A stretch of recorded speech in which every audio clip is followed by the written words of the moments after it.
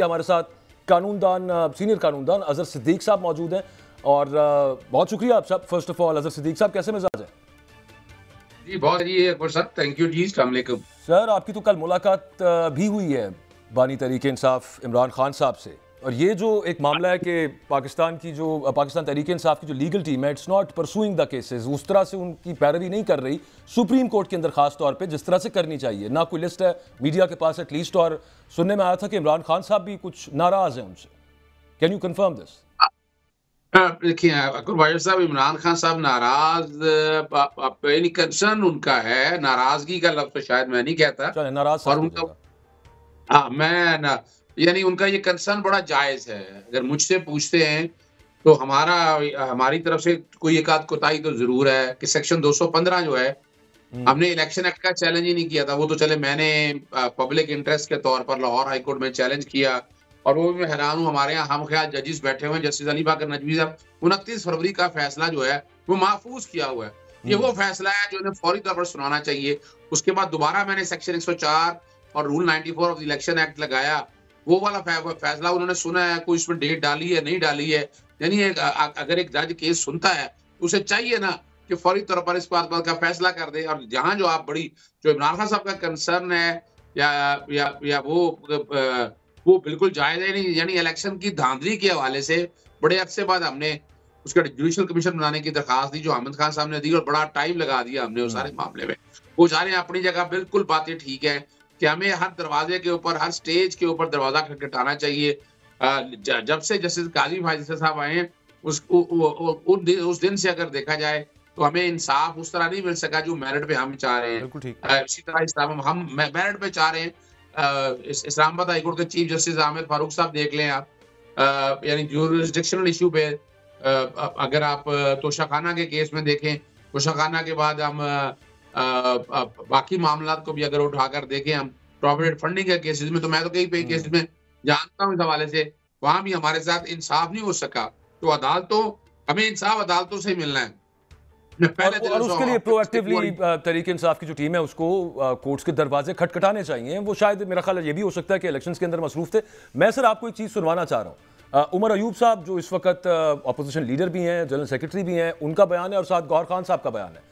अब वो political leader हैं, उमर अयूब साहब पॉलिटिकल साइड देखते हैं, देखनी चाहिए उनको। गौहर खान साहब को चूंकि चेयरमैन भी बनाया था तो शायद जाहिर इसी वजह से शायद वो सियासी बयान भी दे देते हैं, लेकिन तजाद है उनके अंदर। ज़रा प्लीज़ देखिए, फिर आपका कॉमेंट लेना इस पर। अजहर सिद्दीक साहब, आपने सुना है, ये दोनों बिल्कुल ऑपोजिट है। अब मुझे ये बताइए कि बंदा किसके ऊपर एतबार करे? ये मुफाहमत तब तक नहीं होगी जब तक चेयरमैन तहरीक इंसाफ जेल से नहीं आएंगे। वो कह रहे हैं कि इसका कोई लेना देना नहीं है उनके केसेस के साथ, हम बातचीत वैसे भी जारी रखेंगे। आपने इमरान खान साहब से ये बात की कि ये बाहर पार्टी में क्या चल रहा है? एक कहता है कि जनाब मुत्तहिदा मजलिस वादतुल मुस्लिमीन के साथ जाना था, नहीं सुन्नी इत्तेहाद काउंसिल के साथ जाना था, शिरानी ग्रुप के साथ जाना था, नहीं बल्लेबाज के साथ जाना था। ये बाहर जो कन्फ्यूजन है, इस हवाले से क्या बात हुई सर आपकी? देखिए अकबर, बात बड़ी वाज़ेह है कि नवाज शरीफ के दौर में भी रहा कि उनके भी वो जेल में रहे, लेकिन उन्हें मुशावरत के लिए खुली छुट्टी थी उनके लिए। वो दिन में 20 से 26 मुलाकातें किया करते थे इमरान खान साहब से। तो आप अंदाजा लगाएं, यानी जान जोखों में लाना है मुलाकात कराने की। मुझे मुलाकात के लिए 2 महीने लगे, आपको पता है। मैंने अडेला जेल में सुप्रीडेंट को लिखा, होम सेक्रेटरी को, सेक्रेटरी इंटीरियर को, और फिर अल्टीमेटली मुझे इस्लामाबाद हाईकोर्ट जाना पड़ा था। और जब मेरी बात हुई इस हवाले से तो इसमें कम्युनिकेशन गैप था, और चूंकि वजह है कि टाइम नहीं मिल रहा, मुशावरत के नहीं मिलता, और यही खौफ था इमरान खान साहब का कि वो इलेक्शन इमरान खान की मौजूदगी में नहीं लड़ना चाहते थे। वो बाहर भी होते, ये सारा फसाइयत होती। तो इमरान खान साहब एक बेहतरीन प्लानर है, एक बेहतरीन एडमिनिस्ट्रेटर है, इसमें तो कोई शक नहीं है। अब यहाँ क्या है, इमरान खान साहब तक बात जानी है, एक तरफ से मुख्तलिफ पार्टी के लोगों की तरफ से जानी है, तो कई दफा बात जो है ना वो सही कन्वे नहीं हो पाती है, तो कोई शक नहीं है। लेकिन ये जो स्ट्रेटजी है ना, ये याद रखिएगा, इसमें तो वो दुश्मन जो है वो कामयाब इसलिए रहे हैं कि इमरान खान साहब जेल के अंदर हैं, और इमरान खान साहब बहुत जल्द जेल से बाहर आने वाले भी हैं, इसमें कोई शक नहीं है। अच्छा, वो कैसे अजहर साहब, जरा थोड़ा सा उसका, आपकी भी बात हुई होगी, एक उन्होंने 3-4 रोज पहले एक पेशगोई की थी कि मैं 5-6 महीने के अंदर बाहर होऊंगा, I will be out of jail, और किस बेसिस के ऊपर? मतलब तब तक केसेस खत्म हो जाएंगे आपको लगता है, या कोई बातचीत चल रही है पीछे? बात है मेरिट के ऊपर। अभी ये 4 केस ऐसे हैं, ये अगर देखा जाए ये रेत की दीवार है, यानी इनकी पोजीशन में आपके सामने। पहला तोशाखाना जो केस है, जो इलेक्शन कमीशन ने बनाया वो सेक्शन 137(4) पे उड़ जाना है, 120 दिनों के अंदर इस्तगासा दायर करना था, नहीं किया। और वो उसका रेफरेंस स्पीकर ने भिजवाया, स्पीकर भिजवा नहीं सकता था। और ये जुरिसडिक्शनल मामला है, और ये इस्लामाबाद हाई कोर्ट भी कहते रहे, लाहौर हाई कोर्ट में भी 5 मेंबर बेंच के सामने पड़ा हुआ मामला। ये इसकी सजा सस्पेंड हो गई हुई है। मेन अपील जिस दिन सुननी शुरू हुई, तो ये दिनों का काम है। अभी ये मेन अपील इसकी शुरू नहीं अभी हुई, दरखास्त दी हुई है। दूसरा मामला है साइफर का। साइफर में आप आ जाएं कि साइफर में बताया कि 18 दिन हम सिर्फ हमने हेयरिंग की और उसके बाद उनसे वकील छीन लिया गया, और वकील भी वो कर दिया गया जो वकील पहले प्रोसिक्यूशन के साथ थे, उसका पूरा रिकॉर्ड मंगा लिया गया है। और साइफर में देखिए अभी डोनाल्ड लू के बयान के बाद और असद मजीद के बयान के बाद अगर इन दोनों को आपस में कंपैरिजन करके देखें तो इमरान खान के खिलाफ तो सजा ही कोई नहीं बनती है, और सजा अगर दी है इसका मतलब है कि वहां कंस्पिरेसी थी। यानी इमरान खान से वही कंस्पिरेसी बताई है ना, और तो कोई चीज नहीं बताई ना इमरान खान ने। इसमें तो फिर एट द सेम टाइम आप ये भी मान लेते हैं कि साइफर के तहत मुदाखलत नहीं हुई। अगर आप ये कहते हैं कि डोनाल्ड लू से इनकार कर रहा है और फिर साइफर में सजा किस चीज की है, तो फिर साथ ऑटोमेटिकली इट्स अ गिवन कि माना जा रहा है कि हाँ जी नहीं थी मुदाखलत। देखिए वो तो बात हम बता रहे ना कि जो अगर हालात और वाकयात सामने रख के देखें, हमारा तो आज भी स्टैंड यही है। और आपको पता है सिर्फ साइफर का 8 मार्च में अपना 6 मार्च को हुसैन हक्कानी की मीटिंग से पहले 2 बड़े कॉलम है, हारून रशीद ने लिखा था, अंसार अब्बासी ने गालिबन लिखा था, और ये साइफर की कहानी वो सारी बता चुके हैं। यानी तहरीक अदम एतमाद के जरिए इमरान खान को गिराना है, नजर आ गया आपके सामने। तो उसमें अब ऑफिस सीक्रेट एक्ट की वायलेशन कोई नहीं हुई है। मैं तो अगले हफ्ते के अंदर साइफर के केस का तिया पांचा देख रहा हूँ कि इमरान खान साहब इसमें बाइज्जत बरी होंगे। कोशिश यही हो रही है किस तरह से ये रिमांड का केस बन जाए। मैं नहीं समझता ये रिमांड का केस है। फिर आ जाए, मैं इज्जत वाले केस में भी गया था और जज साहब ने उम्रे पे जाना था, सलमान अकबर राजा और हम पेश हुए। हमने कहा कि यानी जो कल जुमा गुजरा है अपना सर आज इसको आज के लिए रख लें। उन्होंने कहा कि मैंने उम्रे के लिए जाना है, तो 27 अप्रैल डेट रखी तो है, अगर वो उम्रे में चले गए तो उससे आगे चला जाएगा। और ये वाला केस भी ऐसा 14.5 साल में आज तक अभी कोई हुआ ही कोई नहीं, तारीख यानी इसकी कोई प्रेसिडेंट ही कोई नहीं है। तो इस केस के अंदर भी इमरान खान साहब की बरियत है। इस सारी चीजों को सामने रखते हुए प्रोजेक्शन इसीलिए की गई थी, ईद से पहले जो है ना इमरान खान साहब रोजों के दौरान बाहर आ जाएंगे। जहां तक 9 मई के साने के हवाले से बात है, वो आप देख लें, सुप्रीम कोर्ट का फैसला आ गया। अब जब बेल दी है तो बड़ी वजाहत के साथ कह दिया। इसी तरह इस रावलपिंडी बेंच का फैसला भी आ चुका है। तो 9 मई के साने के कॉन्टेक्स्ट में भी इमरान खान साहब को इन्वॉल्व करने की कोशिश है, वो भी नहीं हो सकता। तो मज़ाहिर अगर देखा जाए तो इसी का डर है। अब मुझे एक बताएं आप सर, अगर ये इतना डर नहीं था तो ज़िमनी इलेक्शनों से जो कैंडिडेट है PMLN के भाग क्यों रहे हैं? ये क्यों, ये कोई टिकट लेना नहीं चाहते, ये क्यों इंटरेस्टेड नहीं है? ये समझने की बात है ना कि आप वो तो जनरल इलेक्शन के अंदर आपने झल्लू फेर दिया, 45-47 का जो घपला करना था कर लिया। अब ज़िमनी इलेक्शन में कहाँ करेंगे? ज़िमनी इलेक्शन में तो करने के लिए यही होगा, सर के ऊपर बैठे होंगे और इतनी बुरी मार पड़नी है इन लोगों को, तो इनको रास्ता नहीं मिलना। तो ये ज़हन में रख लीजिएगा कि आने वाले दिनों के अंदर अच्छी खबरें हैं। और मैं इसको मैं इस वे फॉरवर्ड अजहर साहब वो क्या समझते हैं, खान साहब वे फॉरवर्ड क्या समझते हैं? देखें टॉक्स वो तो बड़ी सिंपल सी बात है कि अगर आप ये कहते हैं कि जनाब जुडिशल कमीशन बना दे इलेक्शंस धांधली के ऊपर या फिर इसके ऊपर और तरह की इंक्वायरीज, तो वो जो जीत के ओहदों का हल्फ ले चुके हैं वो तो ये नहीं करेंगे, इट्स अ गिवन। तो ये एक नॉन स्टार्टिंग पॉइंट हो जाएगा। अब वो कहते हैं कि आगे बढ़े। खान साहब इस पर क्या कहते हैं कि सिर्फ एहतजाज जारी रखें और जिस तरह से अभी मामला चल रहे हैं कि सिर्फ सूबा चलाना है, तो उसके लिए जितनी ज़रूरत है गवर्नमेंट के साथ, वज़ीर आज़म के साथ या SIFC के साथ उतना रखें, लेकिन उसके अलावा सिर्फ एहतजाज जारी रहेगा। और उनको ये लगता है बाकी कि 6-7 महीने में वो बाहर आएंगे और हुकूमत भी चली जाएगी तब तक। देखिए मैं मल्टीपल 3 स्ट्रेटेजी आपके सामने रख देता हूँ। एक तो ये है कि एहतजाज शुरू होना है और लोग एहतजाज के लिए भरपूर तैयार हैं, और ये इतना बड़ा एहतजाज होगा, बड़ा मुश्किल हो जाएगा। इनके रोजों में लोगों की महंगाई से चीखें निकल गई हैं, IMF की किस्त आनी है और इनसे पेट्रोल नीचे आना नहीं है, बिजली महंगी हो जानी है, और वो हालात ऐसे होने हैं, आवाम की जिंदगी है जिनके बस का काम नहीं है, और जो कि वजह पॉलिटिकल स्टेबिलिटी नहीं है। ये दूसरी वजह हमारे लिए बनेगी। तीसरी हमारी वजह ये है कि आगे अब इलेक्शन ट्राइब्यूनल में भी चले जाना है मामला, तो 4 महीने का ये प्रोसेस है। इलेक्शन ट्राइब्यूनल में हमने फोरेंसिक जैसे, और फोरेंसिक हो गया, और फोरेंसिक हम लोकल से नहीं करवा रहे। मेरी असद उमर से भी, सॉरी मेरी उमर अयूब से भी बात हुई, असद कैसर से भी मेरी बात हुई थी।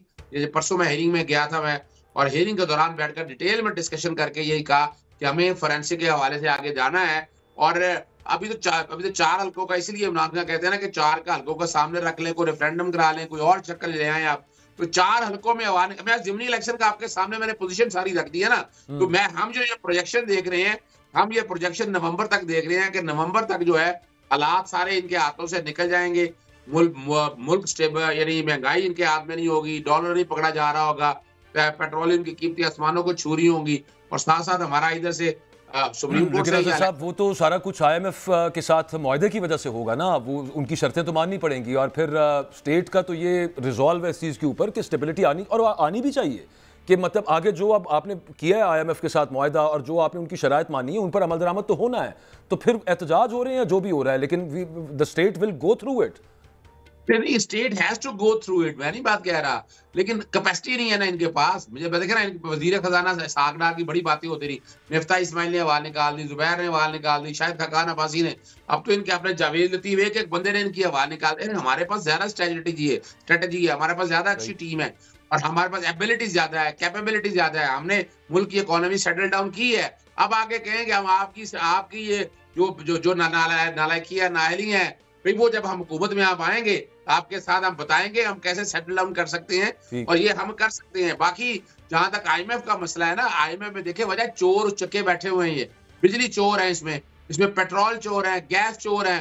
क्या होना क्या है कि लाइन लॉसेस कम कर रहे हैं, लाइन लॉसेस तो कम आप कर नहीं सकते हैं। आपने तो बिजली चोरों को नवाजा हुआ है, लोगों को फायदे दिए हुए हैं, गैस चोरी आप करते हैं, टैक्स चोरी आप करते हैं, यानी कोई मुश्किल काम है। कभी आप छोटी स्ट्रेटेजी देखें, इस वक्त मुल्क के अंदर तकरीबन को 8 करोड़ या 7 करोड़ के करीब मोबाइल सिम यूज होती हैं गालिबन, अगर if I am not wrong, तो उसमें से जो कोई ये तो सर इनहेरेंट मसाइल है ना ये अजहर साहब, वैसे चल तो हमेशा से ही रहे हैं, बिजली चोरी तो हम कभी भी नहीं रोक सके।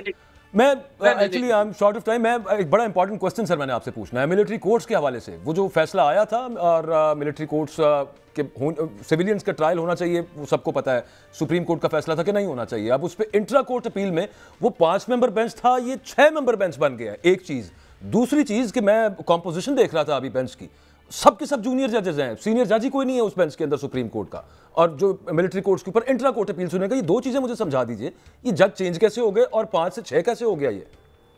अच्छा देखिए, जैसे सरदार तारक मसूद साहब के बारे में हमारे में एतराजात थे हमारे, और वो इसको हेड कर रहे थे, पहले दिन से उनका था कि वो बेंच के अंदर शामिल ना हो, लेकिन उन्हें इंट्रा कोर्ट अपील में आकर उन्हें हेड कर दिया गया, और उन्होंने आते ही जजमेंट सस्पेंड कर दी इस हद तक।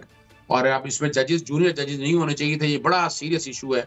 और ये वजह ये है कि ये वाला मामला ये है कि कल अगर मिलिट्री कोर्ट आप करते हैं, आप होल्ड करते हैं कि मिलिट्री कोर्ट बन सकती हैं, तो इस पे बोकला लॉयर मूवमेंट तैयार है, मूवमेंट चलाने के लिए सियासी जमातें भी सारे इस मामले सर, लेकिन अगर साहब उससे पहले एक और मामला भी तो है ना, और वो ये है कि आप इसको चैलेंज भी तो कर सकते हैं। देखिए, इंट्रा कोर्ट अपील में हमें पूरा मौका है ना, ये तो अपील फाइल की है ना, पहले बेंच की तश्कील की बात कर रहा हूं, जो बेंच की कॉम्पोजिशन है उसको चैलेंज नहीं कर सकते आप? उसके हवाले से हामिद खान साहब, सॉरी एतजाज हसन और सरदार लतीफ खोसा साहब से मेरी बात नहीं हो सकी है, लेकिन मेरी जो गुफ्तगू जरूर होगी, और वो यकीनन ये वही है कि उसमें चाहेंगे, और हम तो चाहेंगे जिसमें आ जाए पूरी सुप्रीम कोर्ट बैठा लें। आप ये जूनियर जजेस की बजाय आपको चाहिए कि पूरी सुप्रीम कोर्ट बैठाएं, पूरी सुप्रीम कोर्ट बैठ के सारे मामले को देखे। और मेरिट पे बातें हो रही हैं, हम कौन सा कह रहे हैं, right to fair trial and due process of law की बात है। अभी तक तो 9 मई के हवाले से कोई सिविल कोर्ट, सॉरी दहशतगर्दी की कोर्टों से कोई एक ऐसा और फैसला नहीं ले सके आप, और आपकी जो बेले शेले जितनी होनी थी वो सारी हो चुकी हैं, वो भी आप रिकॉर्ड में सारा कुछ देख रहे हैं। तो मैं नहीं देख रहा कि इसमें कोई बहुत बड़ा रूम होगा अपना किसी के लिए। ये मेरिट पे आवा तो मेरिट पे ये केस जीता हुआ है इंशाअल्लाह अजीज।